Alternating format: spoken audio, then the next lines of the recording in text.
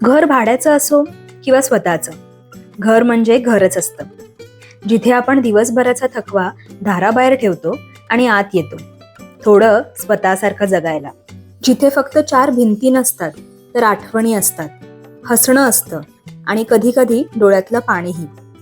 घर म्हणजे फक्त छप्पर नाही, ते आपल्या डोक्यावरचं संरक्षण आहे, आपल्या मनाला मिळालेली शांती आहे.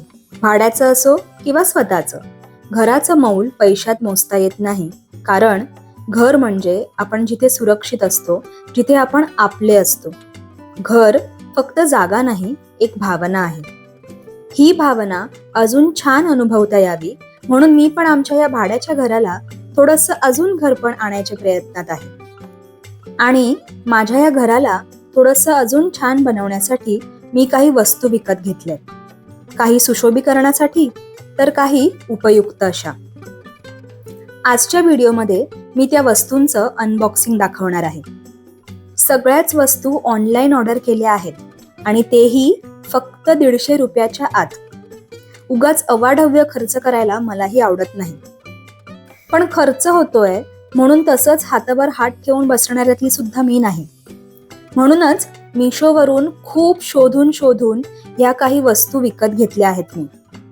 आजच्या व्हिडिओमध्ये मी एका वस्तूसोबत काय केलं ते दाखवेनच. तसंही हा व्हिडिओ छोटासा आहे तर पूर्ण बघालच तुम्ही याची मला खात्री आहे. आणि तुम्हाला सांगू का, मला खूप भारी वाटतंय. एकतर शॉपिंगचं समाधान आणि दुसरं म्हणजे मी ह्या वस्तूंचा वापर ज्या प्रकारे केलाय ते बघून मला खूप छान वाटतंय.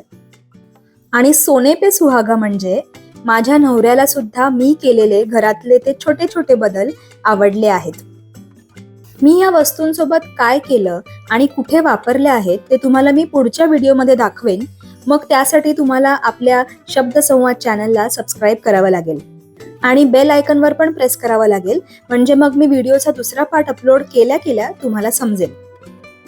तर आता वेळ झाली आहे त्यातली एक गोष्ट दाखवायची.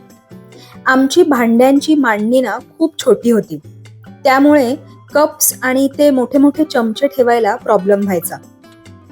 आणि मग मिशोवरून मी हे मागवलं. बघा, आहे की नाही उपयुक्त आणि दिसायला सुद्धा सुंदर आहे. आता माझी मांडणी अगदी सुटसुटीत वाटते आणि हे स्टँड मला फक्त 150 रुपयाला मिळालं आहे. तुम्हाला जर याची लिंक हवी असेल तर मला कमेंट करून नक्की सांगा. कोण जाणे तुम्हाला पण ह्या प्रोडक्टची गरज असावी, तर कमेंट करायला विसरू नका. आणि आता आपण भेटूया पुढच्या व्हिडिओमध्ये.